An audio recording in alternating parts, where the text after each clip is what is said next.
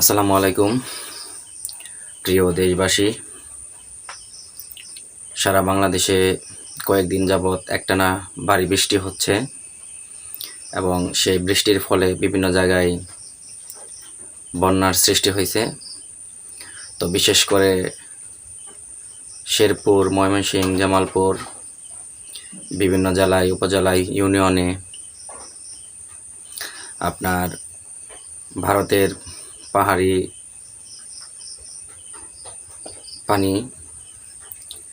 পাহাড়ি ঢল এবং বৃষ্টির পানিতে উজান থেকে নেমে আসা পানি এবং বৃষ্টির পানি একত্র হয়ে বন্যায় সৃষ্টি হয়েছে। তো বিশেষ করে শেরপুরে, ময়মনসিংহে, জামালপুরে যে পানি হয়েছে, আমার জানা মতে 30, 35, 40 বছরের মধ্যে এরকম পানি হয় নাই। আর বিশেষ করে আমাদের এলাকাতে অনেক পানি। তো যে পানি হয়েছে এই সময়ে আমার যে বয়স, এই বয়স আমি দেখি নাই।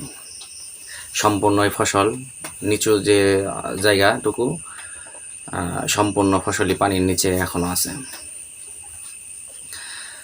তো শেরপুরে অবস্থা ভয়াবহ। দক্ষিণ অঞ্চলে কুমিল্লা, খুলনা, বরিশাল, ফেনী ইত্যাদি জায়গায় যখন বন্যা হয়, সারা বাংলাদেশের মানুষ সেখানে ঝাঁপায়া পড়ে। বিভিন্ন মানবিক লোক, বিভিন্ন মানবিক ফেরিওয়ালা, তারাও ওখানে ঝাঁপায়া পড়ে। কিন্তু শেরপুরে যে বন্যা হয়েছে, ময়মনসিংহে যে বন্যা হইতেছে বা বন্যায় সৃষ্টি হয়েছে, সেখানে কিন্তু সেনাবাহিনী ছাড়া আর 2-4 জন সেবিক যে লোক, তারা ছাড়া ওরকমভাবে উল্লেখযোগ্যভাবে কাউকে দেখা যাচ্ছে না।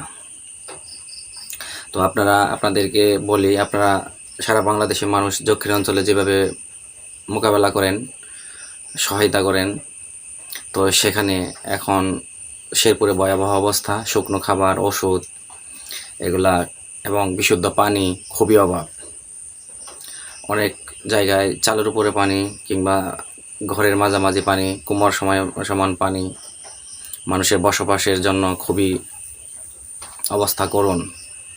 পশু পাখি, আসবাবপত্র, মানুষ, ছোট শিশু এবং আপনার গর্ভবতী মহিলা, অসুস্থ মানুষ, এদের নিয়ে দুর্বিষহ জীবনযাপন করছে মানুষ।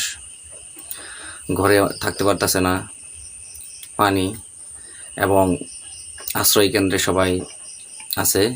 তো আপনারা আশা করি সবাই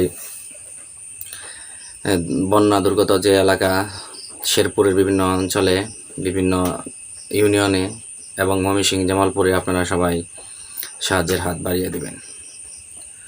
তো মানবিক ফেরিওয়ালা যাদেরকে বলা হয়, তারাও এদিকে আসেন, দেখুন। বরাবর তো এখানে পাহাড়ি অঞ্চল, এদিকে তো ওরকম শেরপুরে বন্যা হয় না। পাহাড়ি ঢল এসে এবং একাধারে বৃষ্টির কারণে বন্যার সৃষ্টি হয়েছে, ফসলি জমি নষ্ট, ভয়াবহ অবস্থা। তো আপনারা নিজ চোখে আসেন, দেখুন এবং সাহায্যের হাত বাড়িয়ে দেন। আচ্ছন্না ফাউন্ডেশন, বিভিন্ন ফাউন্ডেশন বন্যা দুর্গতদের পাশে থাকেন, তারা এগিয়ে আসুন।